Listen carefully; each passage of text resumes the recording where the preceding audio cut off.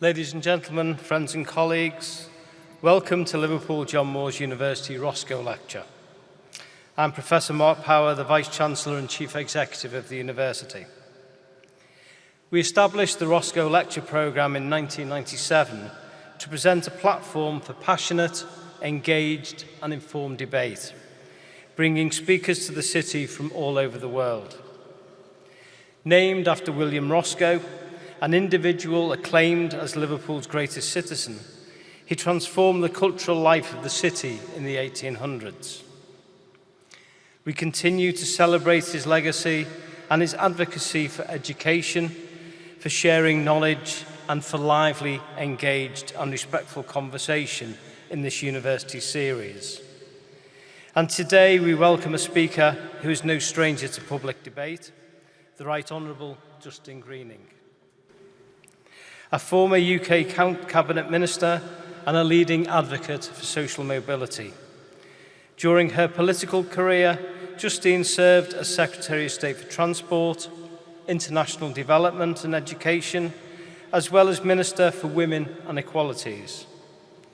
A champion of opportunity for all, she's consistently focused on tackling inequality and unlocking potential, particularly for those from disadvantaged backgrounds. Following her ministerial roles, she founded the Social Mobility Pledge, working with employers, educators and communities to embed fairness and opportunity at the heart of UK society. She is now chair of the Purpose Coalition, a group of organisations that are committed to the important task of breaking down barriers to opportunity and boosting social mobility. Liverpool John Moores University is a proud member of the Purpose Coalition, and today we released our second joint report on the breaking down the barriers to higher education, which you'll be able to read on our website shortly. Breaking down barriers to higher education is particularly important here at LJMU, with 45% of our students are from the most deprived areas, and we know that education is the most powerful tool for raising aspirations of individuals. And as an institution, we were created to provide the opportunities for people from all backgrounds to benefit from high-quality education. 200 years later, we remain true to that mission, and making sure that everyone has the opportunity to realise their potential through the university experience. So it's fitting this evening that Justine will speak on the subject of the universities and their critical role in driving regional growth. Distinguished guests, ladies and gentlemen, our speaker, Justine Greening.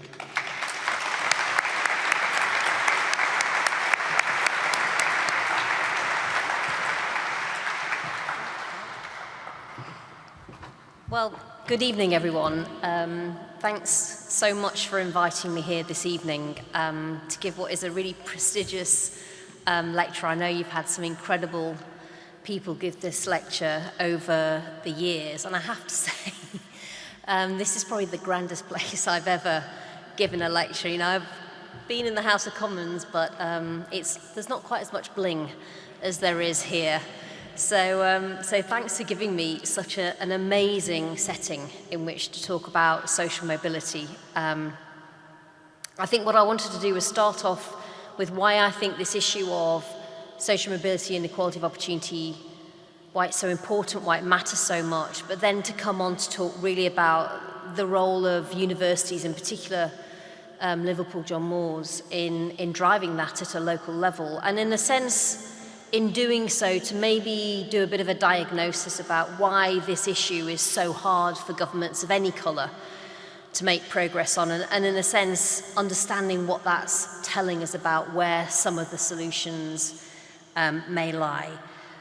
But in terms of this broader issue, you know, let's start with why improving social mobility matters for our country. I think, as someone for whom social mobility has been part of what I've experienced in my life, I know just how much access to opportunity transforms lives for the better. I'm somebody who grew up not a million miles away, but on the other side of the Pennines in Rotherham in South Yorkshire, just outside Sheffield.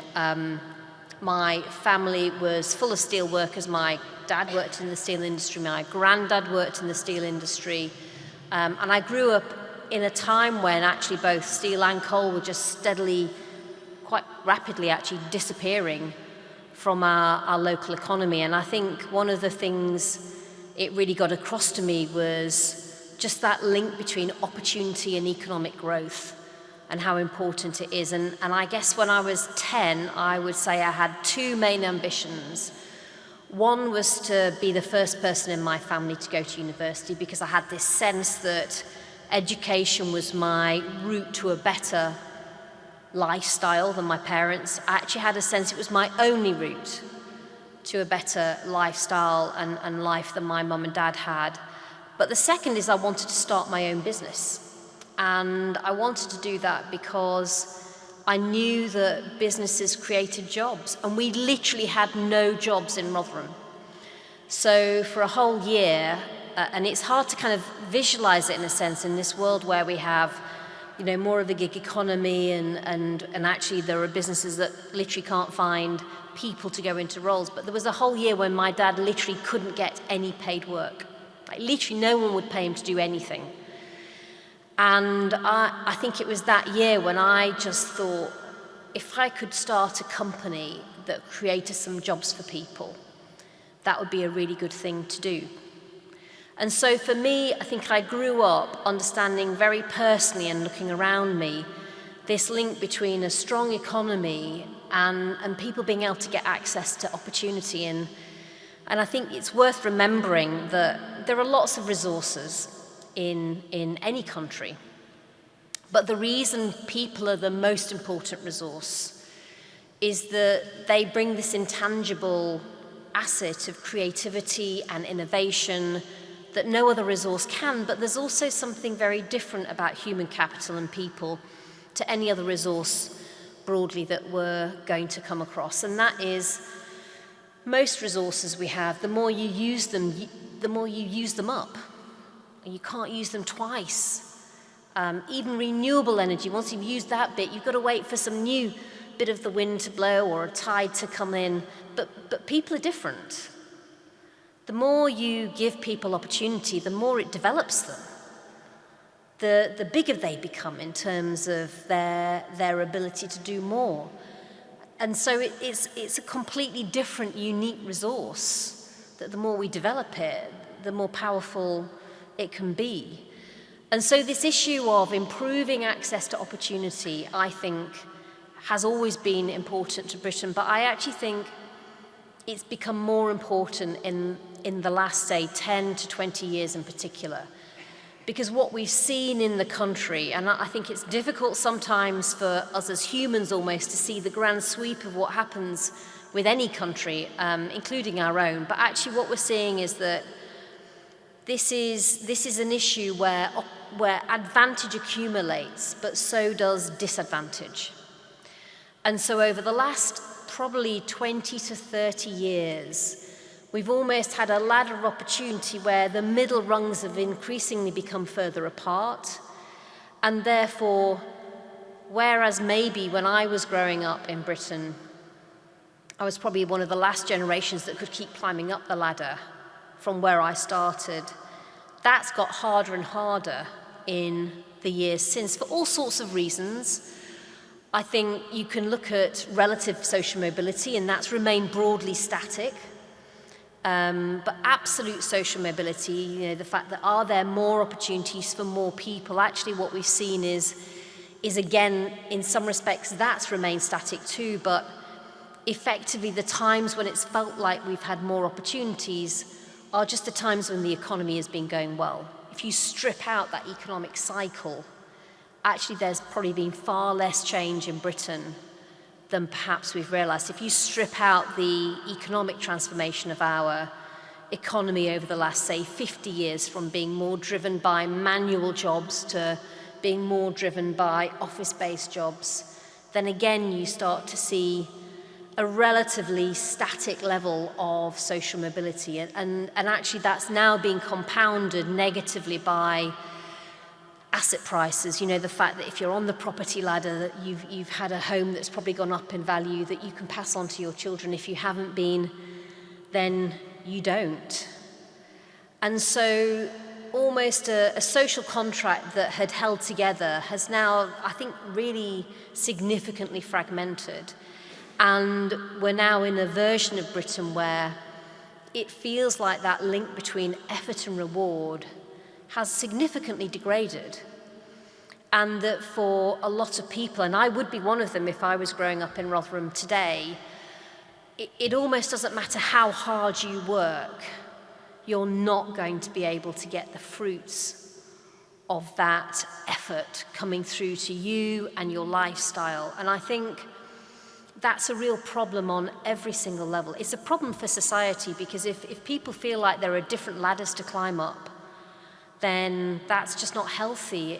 It doesn't feel fair, and it isn't fair in its most basic terms. I think it's a problem for our politics because I went into politics because I think everyone has a voice that needs to be heard.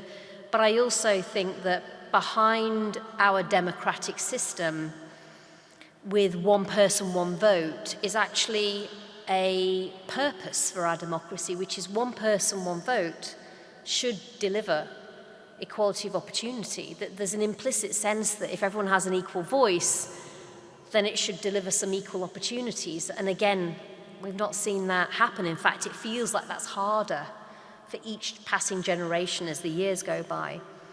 And I think it's a problem for our economy, because more people with more opportunities is how we generate more opportunities. It's about entrepreneurship. It's about companies with talent that can grow those businesses. And actually there was some work done back in the mid-1980s. For those of you who are economists, I'd direct you to look at Mansur Olson. He was this brilliant economist who probably, had he not, unfortunately and tragically, keeled over with a heart attack when he was in his, I think, early mid-60s, in the late 1980s. He almost certainly would have gone on to win a Nobel Prize, because the research that he was doing was looking at economic growth in the context of what he would call social stratification and how fluid society was.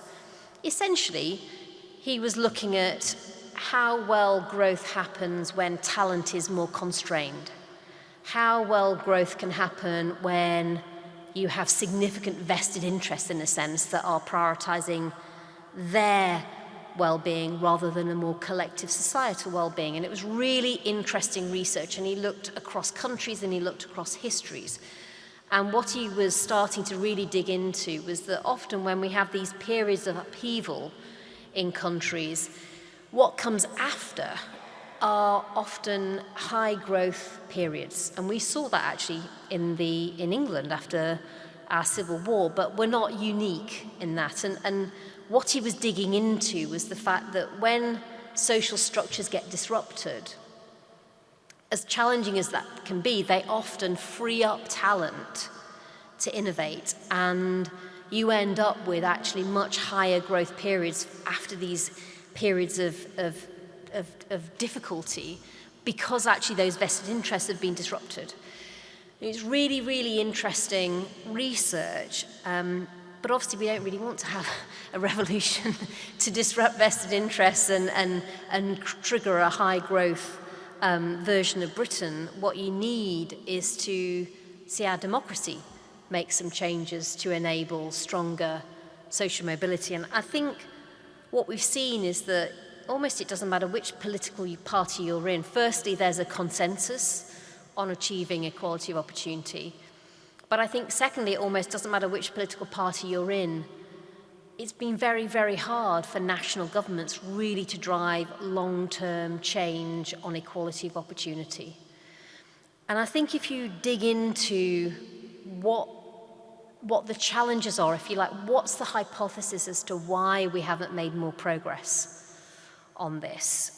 Given, in my experience, it's literally the one thing in Parliament that pretty much every MP agrees, and all my work now on social mobility is cross-party, And actually, I've never really had to work that hard on that element of my campaigning on social mobility, because actually the reality is most MPs are up for working with us because they believe in it too. It cuts across every political party, but I think my diagnosis, having been in government for a long time, about why this is so hard, is that actually a top-down approach from Whitehall is almost doomed to fail. It's incredibly hard to make a one-size-fits-all solution really drive change on social mobility. And that's partly because everywhere is different. So the challenges that even you would face in different parts of Liverpool and this Liverpool city region that Steve Rotherham looks after would be very different to the challenges that you might face in rural Lincolnshire, which would be very different to the challenges that you'd face in central London, for example. So if you're going to shift the dial on social mobility and access to opportunity, and if you're going to really drive equality of access to opportunity, then the solutions that these different communities need are actually not necessarily totally different, but they're subtly different. And it is like a series of ingredients that need to be blended in a very different way if you're really going to make a difference in some quite different communities. And I think that's been part of my diagnosis personally as to why I think it's been so hard for well-intentioned governments to make a difference. I think, if I'm honest, there's another problem, that we don't have stronger social mobility because we don't have strong social mobility. I think too often the people that shape our politics, that shape our Whitehall system, maybe are the ones who perhaps have the less personal understanding of social mobility. You know, there may be the people who tended to start at the top in our society, and ergo, there they are at the top shaping the solutions for a wider country that maybe they've had a very different experience in to, say, the one I certainly had growing up in Rotherham. And that's not a criticism of that cohort of people. All I'm saying is, if you want to have somebody succeed in any job, you probably need people who've got the skill set that matches the job. And all I'm saying is, if Britain's big challenge is social mobility, you probably need people who really understand social mobility. And so I think if you take those two things together, which is actually we need much more tailored solutions for some really different communities, and we need people designing them that understand what they need to be, then actually you start to get to a version of driving change in our country that is much, much, much more driven at a regional level. I guess I should also say, I think the final reason, latterly, certainly the last 10, probably the last 10 years in particular, that we haven't really been able to make progress is, I think our politics has become a version of itself that is not fit for purpose in delivering social mobility.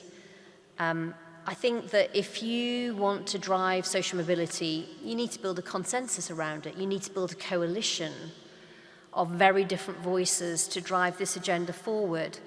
And I think we've had the opposite of that. I think we've had a version of politics that's become increasingly polarized and divisive, and I think it's painted a version of solutions for the public that tell them that radical solutions can only come from the extreme, when actually I think that's completely wrong.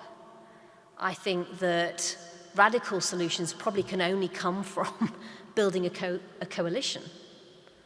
Because how can you bring people forward if you're constantly having to battle with various wings that don't agree with you? And during the time I spent as Development Secretary, there was a phrase I came across that I've often talked about, because maybe it matches my politics, but I also think it's just the truth. And that phrase was, if you want to go fast, go alone, but if you want to go far, go together. And I think the challenge we've had with our politics over recent years, it's been too much about going fast and going along alone, and not enough about going far by going together. It's very hard to go together as a politician. It's much easier to critique your opponent than to sit down and try and find some common ground for the common good. But actually, if we are going to drive long-term change in our country, it does require a different kind of politics that is able to find those bits of common ground in order to be able to go further together as a country. So I think we've had a problem with our setup in a sense. We've been trying to do things top down. I think we've been probably having the wrong people often trying to figure out what the solutions are. And I think we've had a version of politics that just hasn't particularly lent itself to some of the longer term solutions on social mobility that we need, that will really be able to drive change for the long term, not just the short term, and then be reinvented by the next government coming into power.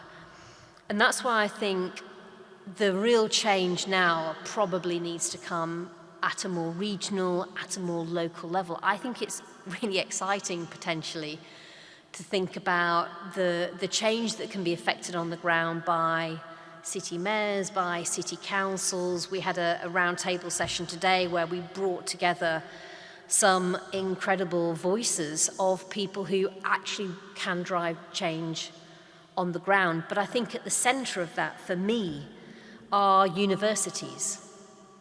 And I wanted to talk a little bit around why I think universities are really this catalyst, this absolutely crucial ingredient to being able to drive social mobility and equality of opportunity across our country, and why we need to absolutely bear that in mind as we live in a version of Britain that I think too often is consumed by culture wars that to my mind don't really get us anywhere.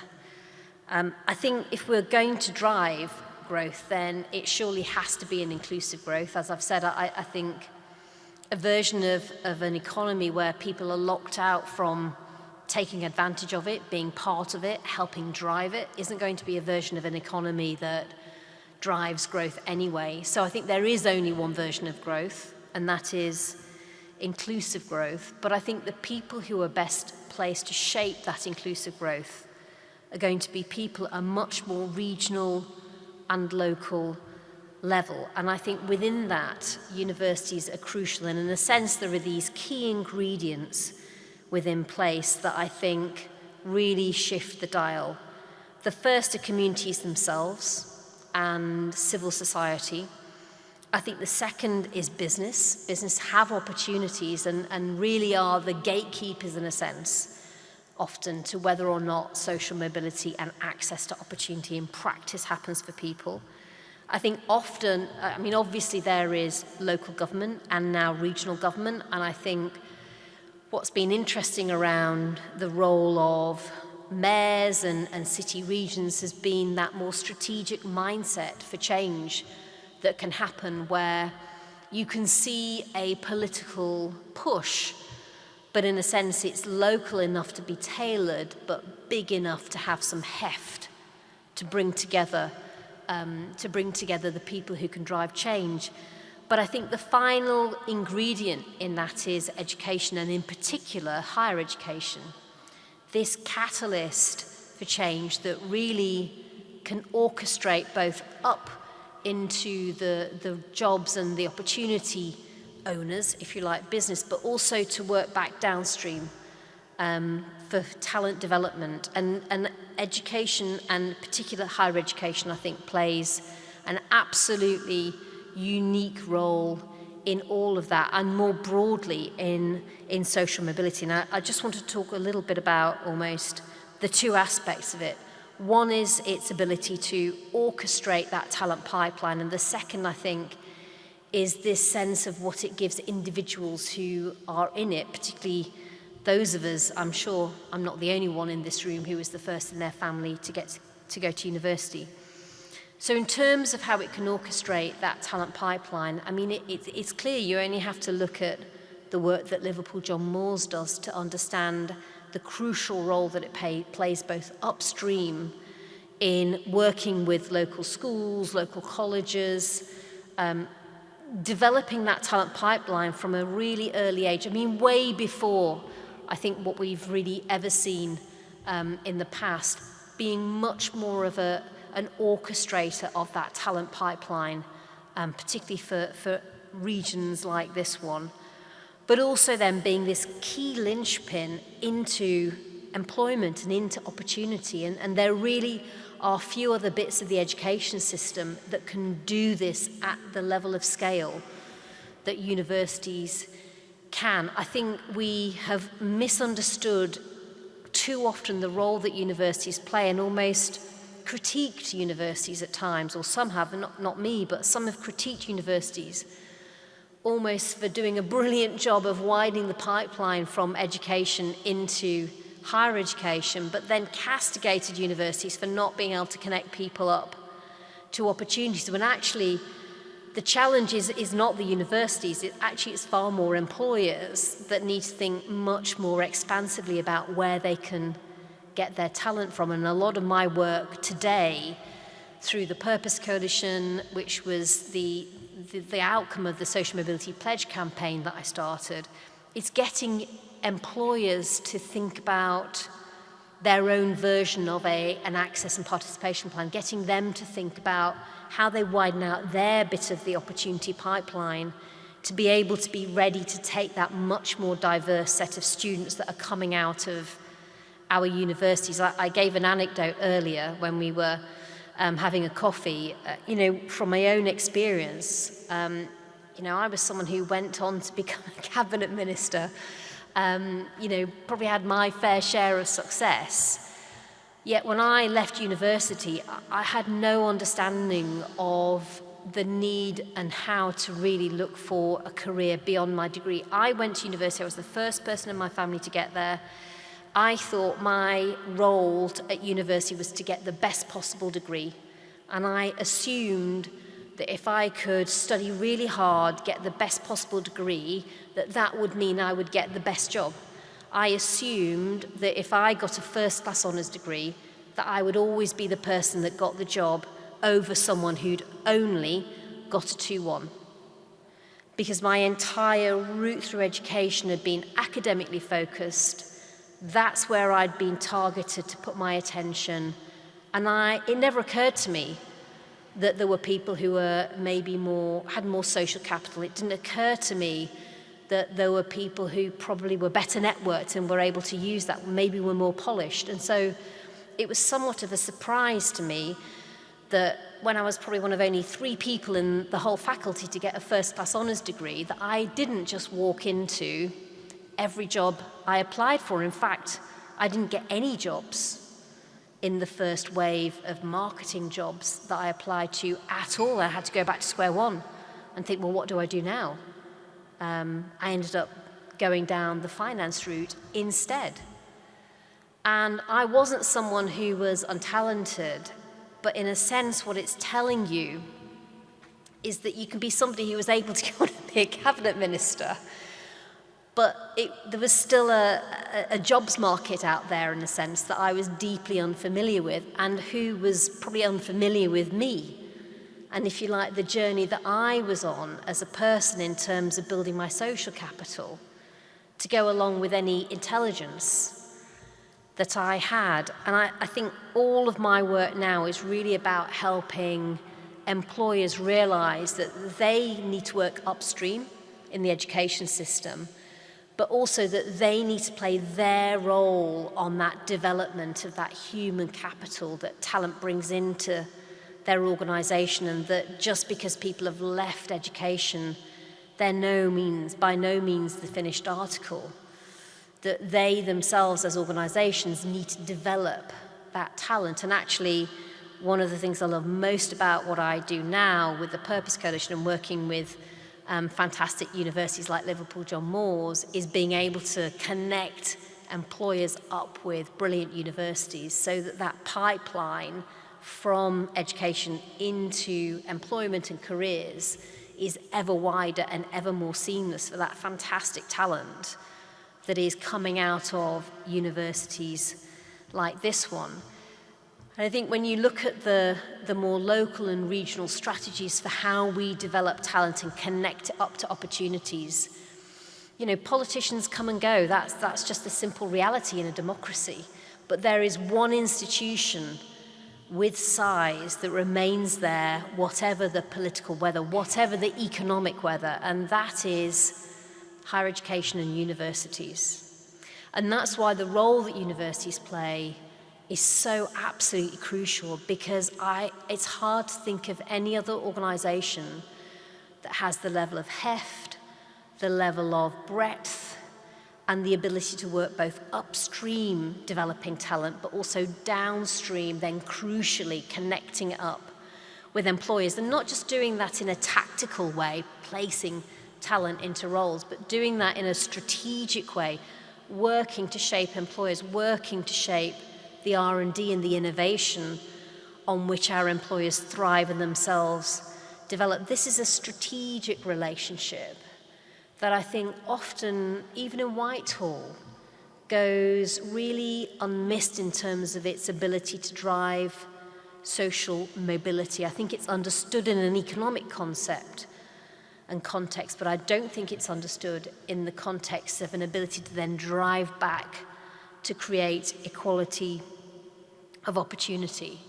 So all of this leads you to understanding that actually if we're going to drive equality of opportunity, if you're going to drive social mobility, actually fundamentally those are strategies that will need to be driven at a regional and to some extent local level. I think it's really exciting personally, because I think for the first time we can start to genuinely put local communities in the driving seat for what happens to them, for shaping the outcomes that they know are going to work the best. I can think, you know, back to my local community in Rotherham. Maybe I'm talking out of turn, but really we've had an awful lot of roundabouts improved over the years. And you know, if you're asking me what I think my home community needs, it's investment in human capital.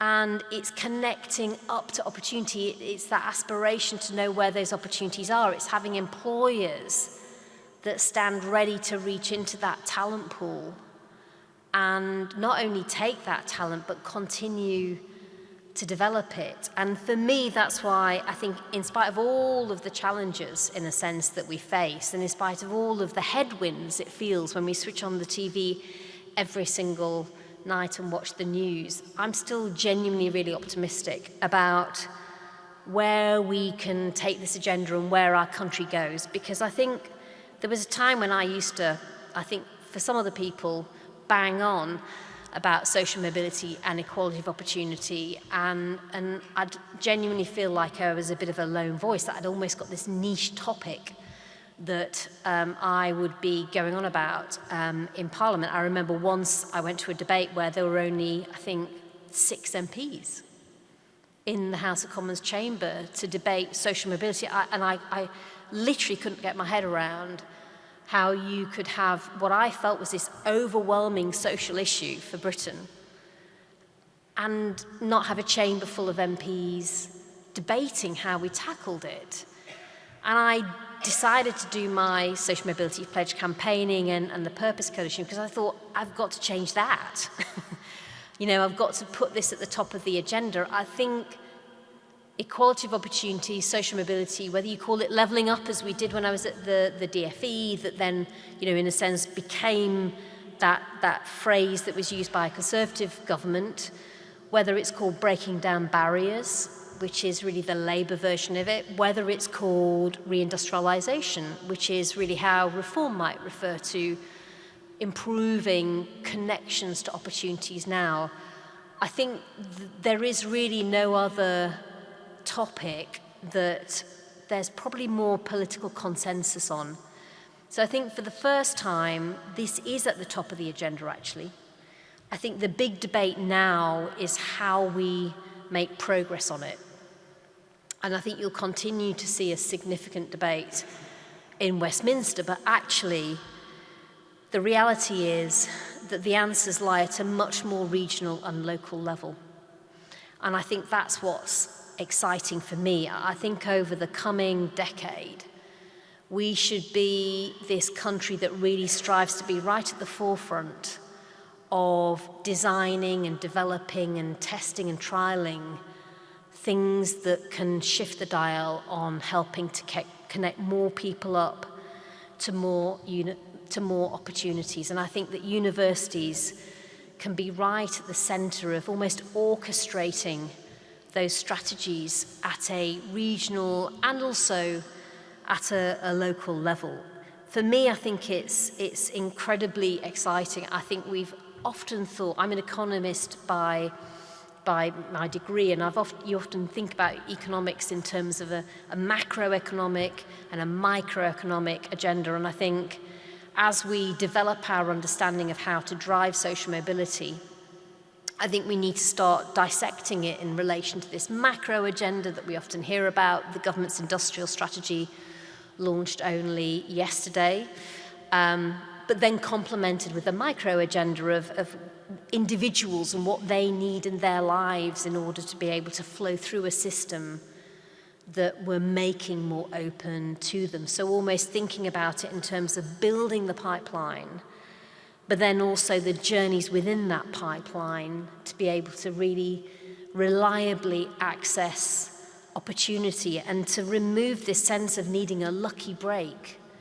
in your life to be able to make something of the talents that you've got. I think we've got a long journey ahead of us, but actually, I think in our own way, perhaps because we're a country that maybe has been the most stratified historically, socially, maybe it does make sense for us to be the country that steps up to working out how we finally fix this collectively first. And as I referred to earlier, I spent time as International Development Secretary, and I think what always really struck me was it was one of those roles where for the first time I think I got to see ourselves from the outside.